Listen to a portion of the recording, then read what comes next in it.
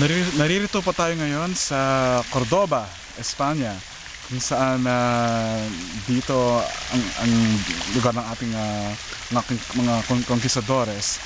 Sa yung nakikita, napakaganda po dito.